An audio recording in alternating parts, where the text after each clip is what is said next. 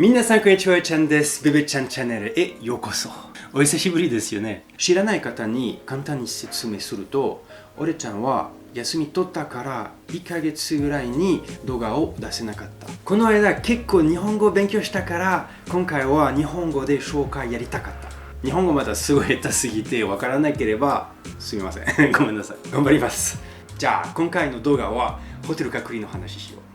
1月の初め頃、日本に帰ったからホテル隔離を6日やらなきゃといけなかった。僕の経験をインスタで結構シェアしたんだけど、みんなから動画作ってくださいって言われたから、それもいいんじゃないと思った。ところで、もしベベちゃんのインスタまだフォローしてないなら、ぜひフォローしてください。じゃあ今から僕のホテル隔離の経験を話そう。できた。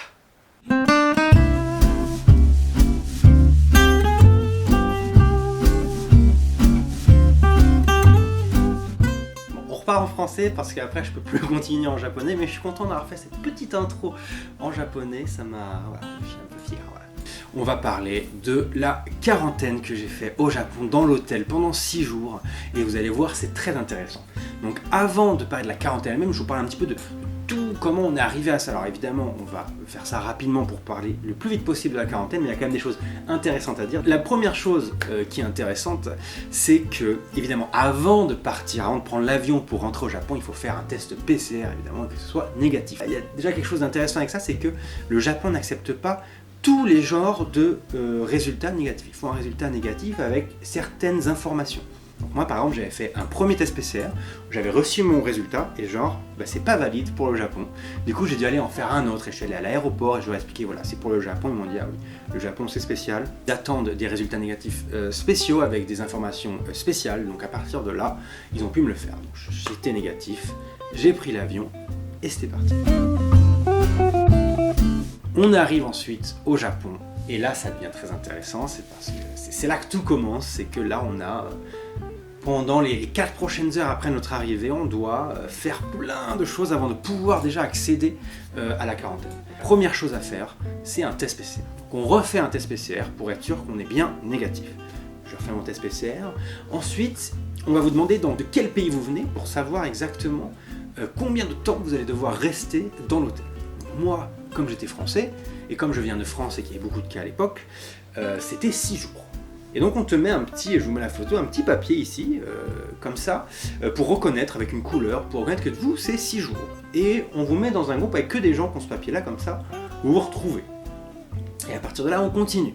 Et il y a plein de choses à faire, plein de choses, on arrive, il y a des papiers à signer, il y a des choses à faire, ils vous installent l'appli, ils vous expliquent, donc c'est assez, c'est-à-dire que c'est long 4 heures, mais en fait, c'est pas, tu t'ennuies pas, il y a trop de choses à faire, jamais tu attends pendant 3 heures, moi ça m'est pas arrivé. Il y a à la fin un petit peu en fait où quand tu as fini tout ça, tu es dans une salle et tu attends, je pense que eux ils aient tes résultats de ton test PCR pour pouvoir t'amener à l'hôtel quand tu as un test négatif. Quand tout ça c'est fini, vous allez dans un bus avec toutes les personnes qui ont le même numéro que toi, ils vous emmènent dans un hôtel. Et avant de rentrer dans ta chambre, vous avez aussi une grande explication sur ce qui est possible ou pas dans l'hôtel. Par exemple, un truc très intéressant qui, moi, m'a étonné, c'est interdit de prendre Uber Eats ou de commander McDo. On ne peut pas commander des choses qui sont périssables. C'est-à-dire un burger, un truc, si ça peut être périmé après quelques heures ou après quelques jours, c'est interdit d'acheter. Donc, en fait, Uber Eats, tu ne peux pas utiliser. Ce que tu peux utiliser éventuellement, c'est Uber Eats ou alors les combini. Tu peux acheter des choses qui sont non périssables, donc par exemple des cups ramen, des snacks, des choses comme ça. Ça c'est ok. Du coup moi c'est vrai que j'avais un peu peur, je me suis dit oh là là, on va... Moi je me suis dit que j'allais manger McDo tous les jours, j'allais faire Uber Eats et tout comme ça allait être clair, et genre je me suis dit bon, moi je vais manger des bento froids tous les jours, j'ai entendu plutôt des mauvaises choses, donc j'étais un petit peu stressé quoi. Et ensuite j'arrive à l'hôtel, et là j'avoue que ça a été la première surprise, et là c'est trop beau, c'est trop bien, c'était grand, c'était propre, c'était moderne, on dirait que c'était tout neuf. Il y avait une grande salle de bain avec une grande baignoire, il y avait 2 lits en plus, des lits qui étaient assez grands pour moi, donc j'étais super content, avec une belle vue en plus, une belle vue sur l'aéroport, donc on voit les avions décoller et tout. Donc déjà, je suis là, genre, mais c'est déjà la qualité de l'hôtel, moi j'étais étonné. Et du coup je me suis renseigné, je pouvais voir, et c'était un hôtel 3 étoiles. Et franchement, Déjà première grande surprise et j'étais très content, je suis là, genre putain cool, petite ambiance vacances et tout, c'était sympa. Honnêtement je me suis senti assez reconnaissant, je me suis dit bah franchement ils prennent bien soin de nous, j'accepte, je sais que je suis chanceux. J'ai beaucoup de gens après qui m'ont envoyé des messages en me disant écoute ton expérience c'est pas l'expérience de tout le monde, donc ne pense pas que c'est toujours comme ça je l'accepte, mais j'avoue que moi je me suis senti très reconnaissant, je me suis dit waouh franchement ils prennent soin de nous, tout est gratuit, hein, je le rappelle, tout est gratuit, tu ne payes pas un sou. L'avion il s'est posé à 18h pile. Et moi, à 22h, j'étais dans l'hôtel, dans ma chambre d'hôtel. Du coup, ça a mis 4 heures porte à porte. C'est long, mais c'est pas si long. Franchement, je suis étonné, je m'attendais à ce que ce soit plus long, j'ai pas attendu tant que ça, il y avait plein de choses à faire, donc je comprends cette longueur, c'est pas juste 4 heures d'attente. Du coup, déjà, ça va. Ça, j'étais content aussi. Mais au final, voilà, il était 22h, je suis arrivé, je me suis couché directement. J'étais dead, et avec surtout avec entre le voyage, c'est toujours un petit peu fatigant, mais c'est aussi surtout le jet lag. Et du coup, je vais me coucher, le lit... Très bien, j'étais content, super lit. Et je me réveille vers 4h. Regardez, du coup je vous ai fait un petit time-lapse parce que c'est très mignon, c'est très beau. On pouvait voir tous les matins le petit soleil qui se levait avec les avions qui partaient. J'adorais, moi ça me relaxait, c'était vraiment un super moment.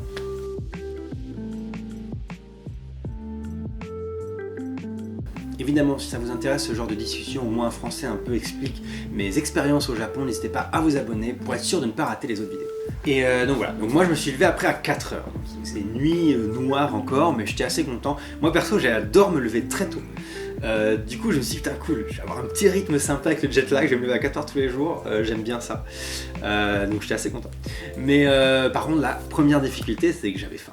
4h, je me suis dit, je me serais bien pris un petit déj, mais les bento dans les hôtels, c'est à des heures qui sont très précises, c'est 8h, midi, 18h, il y en a 3 par jour. Et donc j'avais 4 heures à attendre. Donc la chance que j'avais, c'est que je revenais de France. Du coup, j'avais des milliards de snacks que j'avais achetés.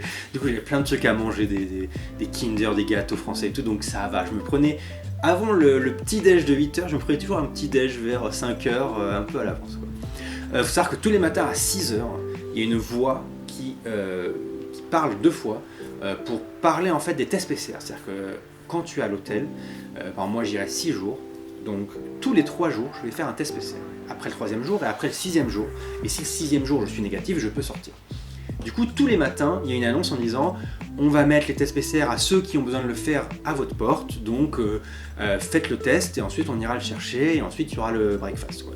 Donc c'est une sorte d'annonce tous les matins vers 6h et je sais que moi aussi j'ai entendu ça énormément que c'était horrible parce que ça te réveillait, que c'était dur et que franchement c'était pas agréable quoi, cette annonce là tous les matins à 6h. Mais c'est vrai que moi comme du coup je me levais tous les matins vers 4h, j'ai jamais eu ce problème quoi. Pour moi c'est genre déjà ma journée est bien commencée, ça veut dire que le petit déj est bientôt, donc moi j'aimais bien entendre cette annonce, donc ça c'était intéressant. Et donc vers 8h, mon premier petit déjeuner arrive et je pense que c'est là que j'ai commencé à vraiment me rendre compte que j'avais eu de la chance et que surtout là on allait avoir de la grosse qualité en fait. Le breakfast, mon premier, c'était déjà des croissants. C'était un petit déjeuner qui était français, en tout cas occidental, avec des croissants, une salade, des saucisses, un jus. Moi j'avais mon café en plus que je pouvais me faire, je me suis dit, des croissants, non mais ça m'a vraiment choqué en fait. Je me suis dit, mais qu'est-ce que c'est que ça, donc franchement, j'étais super impressionné. Donc on va parler un peu maintenant de la nourriture, qui est vraiment l'un des gros points en fait, moi, de mon expérience dans l'hôtel au Japon. Et franchement, c'était impressionnant, je ne m'attendais pas à ça. Il faut savoir qu'avec chaque repas, on a une bouteille d'eau.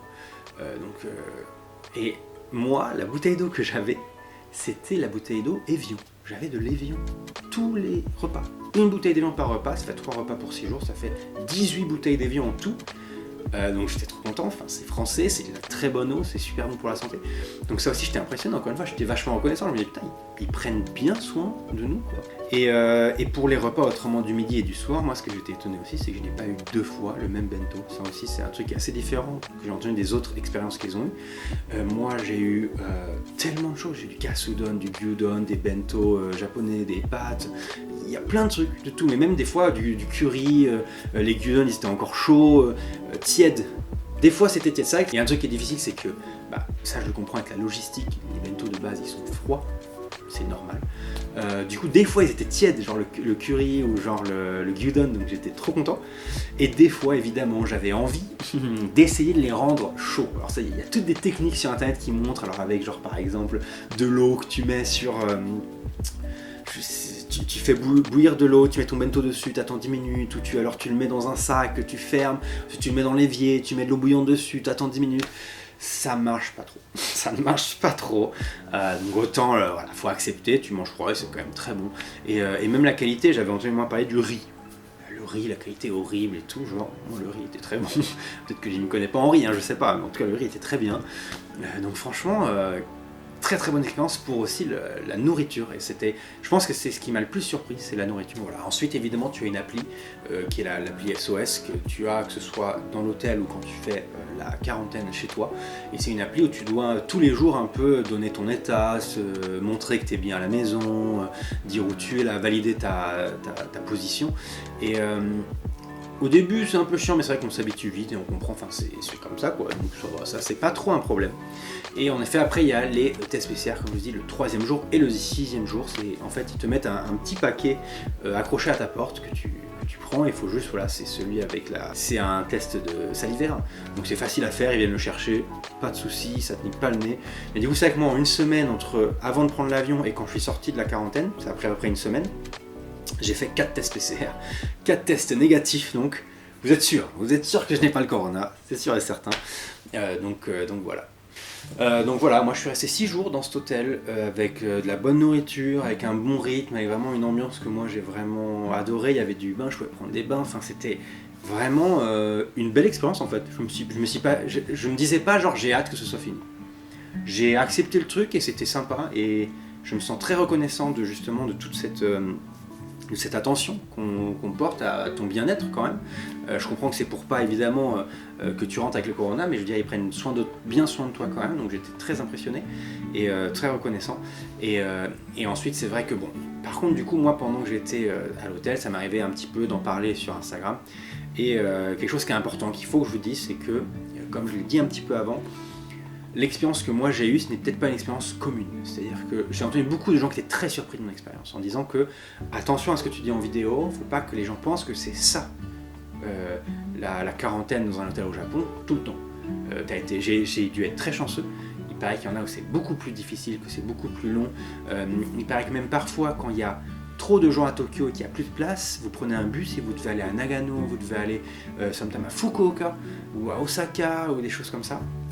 Et du coup, c'est une autre ambiance quoi. Et moi j'ai eu beaucoup de chance, je le reconnais, donc je suis aussi encore une fois très reconnaissant.